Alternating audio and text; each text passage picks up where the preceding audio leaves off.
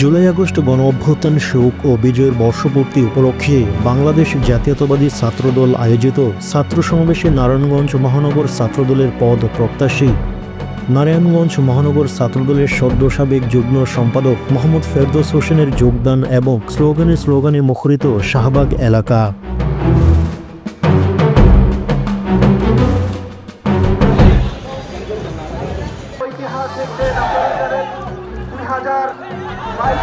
আজকের এই দিনে সংগ্রামী সভাপতি নূরে আলম বাংলাদেশের লোকমুখীর উচ্চপন্থী কারণের প্রতিবাদের কারণে মিছিল করতে গিয়ে আজকের এই দিনে ভোলা জেলার সংগ্রামী সভাপতি নূরে আলম হয়েছিলেন।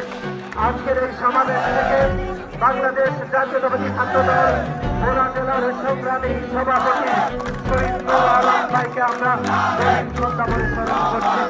একই সাথে স্মরণ করছি গত 17 বছর ধরে বাংলাদেশ জাতীয়তাবাদী দলের বিভিন্ন আন্দোলন সংগ্রামে